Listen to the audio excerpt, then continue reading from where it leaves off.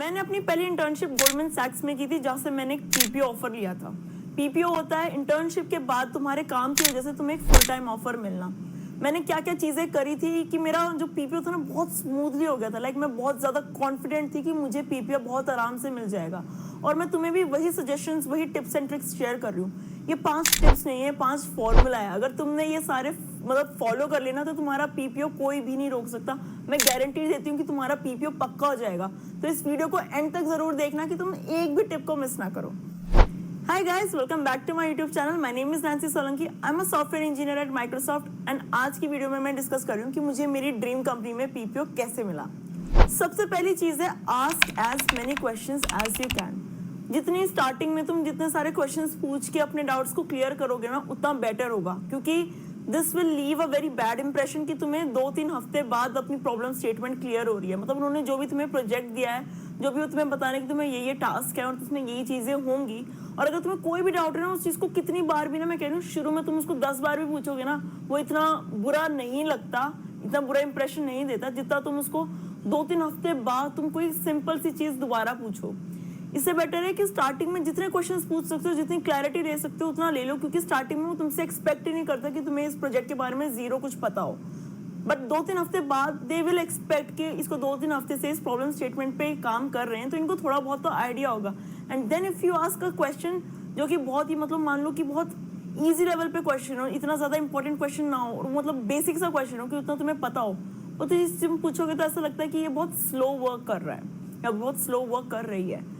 तो इस चीज़ का ध्यान देना बहुत इंपॉर्टेंट है। सेकंड जो टिप है वो ये है कि अपने मैनेजर से रेगुलर फीडबैक लेते रहो। जो भी तुम्हारी 1-on-1 शेड्यूल होती है हर वीक, उससे अपने मैनेजर से अपना फीडबैक पूछो। और लाइक तुम सोचोगे कि मतलब मैं फीडबैक कैसे पूछूं, मेरे को हेसिटेशन हो रही है, मुझे शर्म आ रही है, वो चीज़ बिल्कुल भी मत सोचो। अपना फीडबैक लो, उनसे पूछो कि तुम कहाँ मिस्टेक कर रहे हो, तुम क्या एक्सपेक्ट कर रहे हो, मैं काम में सही डायरेक्शन में जा रही हूँ या मैं नहीं जा रही, मेरी स्पीड ठीक है या मैं और बकल अप करूँ। ये सारी चीज़ें जो है ना पूछ लो, क्योंकि इससे तुम्हें बहुत ज़्यादा आइडिया मिलेगा कि तुम्हारे मैनेजर तुमसे क्या एक्सपेक्ट करता है, कैसे तुम डिलीवर कर रहे हो और तुम अभी कहाँ स्टैंड करते हो अपने प्रोजेक्ट पे।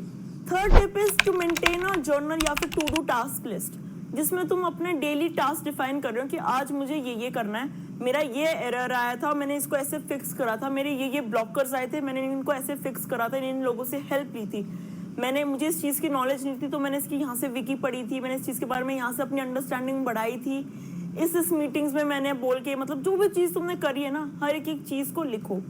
अब मैं इसका फ़ायदा तुम्हें बताती हूँ अपने ही एग्जाम्पल से कि क्या होता था। जब पीपीटी होती है, हमेशा इंटर्नशिप के बाद एक पीपीटी होती है जिसमें तुम्हें बहुत बड़ी ऑडियंस को अपना प्रोजेक्ट समझाना होता है कि तुमने इन 8 हफ्तों में क्या अचीव किया है।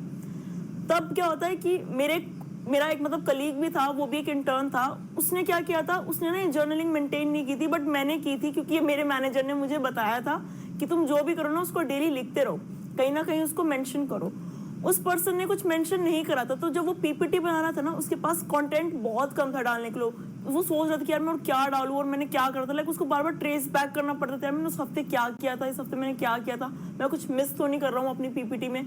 बट मेरे साथ बहुत ही ऑपोजिट सीन था, मेरे पास इतना सारा कंटेंट था डालने के लिए पीपीटी में कि मैंने ये भी किया था, ये भी किया था, ये भी हुआ था। और मतलब मुझे अपनी चीज़ें काफ़ी ज़्यादा कट डाउन करके उसको बहुत शॉर्ट और क्रिस्प बनाने में, मतलब मेरे लिए बहुत ईजी था पीपीटी बनाना। और उस पीपीटी में जो भी चीज़ें मुझे डिटेल्स डालनी थी ना पीपीटी देते टाइम, मुझे बहुत अच्छे से पता थी, क्योंकि मेरे पास एक जर्नल था जिसको मैं अगर रीड कर रही हूँ, उसको बार बार पढ़ रही हूँ, तो मुझे पता है कि हाँ ये एक डिटेल है, ये मुझे अपनी प्रेजेंटेशन में ज़रूर बोलना है। तो वो जो चीज़ है ना, वो तुम्हारी वहाँ पे लाइक एक्सेप्शनली हेल्प करेगी। ये चीज़ 110% तुम्हें ज़रूर करनी है। Fourth tip is to show curiosity and learning attitude. ये क्या होता है कि तुम अपने जो भी तुम्हारे मैनेजर है, जो भी तुम्हारे टीममेट्स हैं, उनसे पूछो वो किस पे काम कर रहे हैं, किस टेक स्टैक पे वो काम कर रहे हैं, हमारी जो टीम है उसका पर्पस क्या है इस कंपनी में, हम किस चीज़ को अचीव कर रहे हैं, क्या गोल क्या है हमारी टीम का।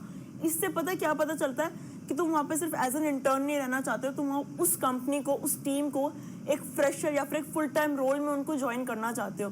नॉट जस्ट कि तुम एज एन इंटर्न आए हो, तुम्हें एक प्रोजेक्ट खत्म करना हो, तुम्हें यहाँ से जाना है, नहीं। इससे ये पता चलता है कि ये बंदा इंटरेस्टेड है हमारी कंपनी को ज्वाइन करने में, क्योंकि ये अपने आप को मतलब क्यूरियस दिखा रहा है, उसमें वो लर्निंग कैपेबिलिटीज़ है कि वो हमारी कंपनी के बारे में, हमारी टीम के बारे में और जानना चाहता है।